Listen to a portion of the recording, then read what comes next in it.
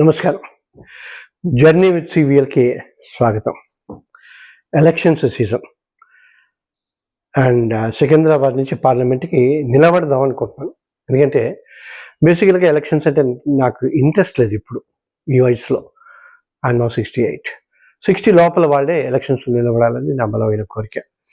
కానీ తప్పట్ల. కారణం ఏంటంటే చట్టాల గురించి ఎవరూ పట్టించుకోకపోవటం, ఏ మేనిఫెస్టోలో ఉండకపోవటం, అవేర్నెస్ గురించి అసలు పట్టించుకోకపోవటం, దానివల్ల ఈ అనర్థాలు జరుగుతున్నాయన్న బలమైన నమ్మకం నాకు ఉండటం వల్ల ఈసారి కనీసం వాయిస్ రేస్ చేయటం కోసమైనా నేను నిలబడాలి.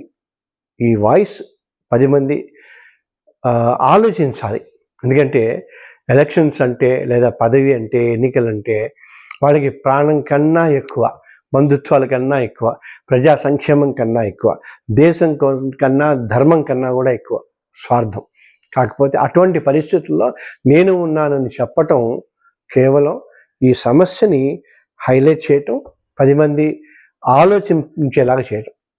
ఇంతకుముందు మనం సీనియర్ సిటిజన్స్ ప్లైట్ గురించి ఆ చట్టం గురించి మనం ఇంప్లిమెంటేషన్కి అడుగులేద్దాం అనుకున్నాం. నౌ ఆడపిల్లల్ని ప్రొటెక్ట్ చేసుకోవటానికి అంటే చాలామంది వాళ్ళకి సంబంధించినంత వరకు బోల్డెన్ని చట్టాలు ఉన్నాయి అని అంటూ ఉంటారు.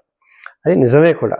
కాకపోతే 20-25 ఏళ్ల క్రితమే ఆడపిల్లల సంక్షేమం కోసం చేసిన చట్టాల అమలుకి ఉద్యమ శ్రీకారం అని మనం మొదలుపెట్టాం. March 8 నాడు మహామహులందరూ వచ్చారు.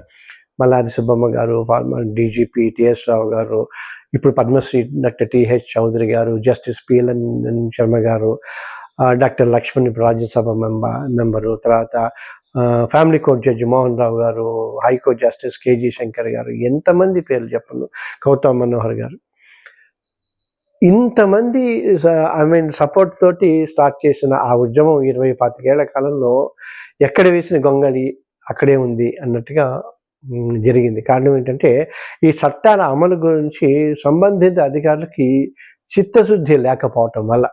అందుకని ఇప్పుడు డౌరీ ప్రొవిషన్ యాక్ట్ ఉంది, ఫ్యామిలీ కోర్ట్ యాక్ట్ ఉంది, దెన్ డేవిస్ యాక్ట్లు ఉన్నాయి, ఇట్లా రకరకాలుగా చట్టాలు ఉన్నాయి. కానీ చాలా ఇంపార్టెంట్ చట్టం ఏంటంటే నేను అనుకునేది అంటే ఈ మధ్య విపరీతమైన 354 ట్రోల్స్ కానీ, వాళ్ళ డిగ్నిటీని ఇబ్బంది పెట్టే కేసులు కానీ, ఆడపిల్లలకి రక్షణ అనేది లేకుండా పోవటం, తర్వాత అత్యాచారాలు ప్రతి 10-15 నిమిషాలకోటి ఇండియాలో జరగటం ఎక్కడో అక్కడ ఎన్సీఆర్బీ రికార్డ్స్ ప్రకారం.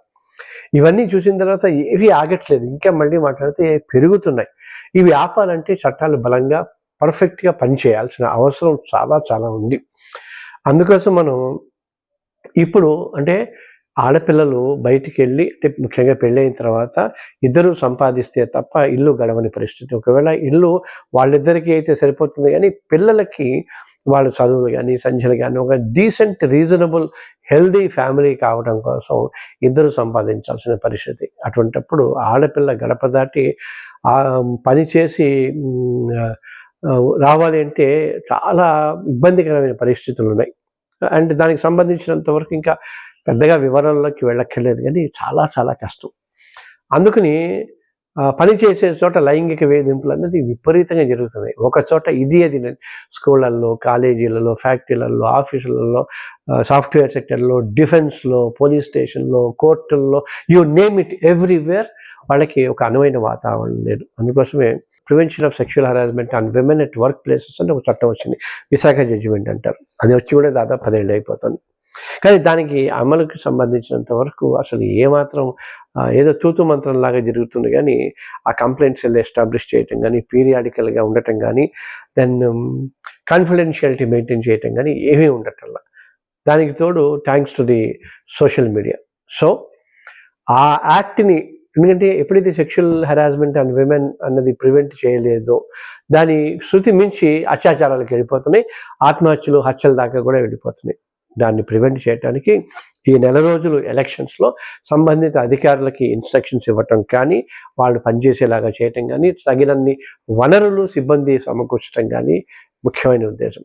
సో అందుచేత మనం ఆ సెక్షువల్ హెరాస్మెంట్ అండ్ విమెన్ ఆ ప్రివెంట్ ఎలా చేయాలి, దాంట్లో కంప్లైంట్ సెల్స్ ఎలా ఉన్నాయి, చేయకపోతే వాళ్ళకి పనిష్మెంట్స్ ఏమిటి, మన బాధ్యత ఏమిటి, పోలీసులు, లాయర్లు, న్యాయస్థానం, మీడియా దెన్ ప్రభుత్వము, అధికారులు, స్వచ్ఛంద సంస్థలు, వ్యక్తులు, సమూహాలు, వీళ్ళందరి బాధ్యత ఏమిటి అన్నది మనం డీటెయిల్గా తెలుసుకుంటూ దీని గురించి ఇమీడియట్గా అమలు కోసం మనం ఒక అడుగేద్దాం.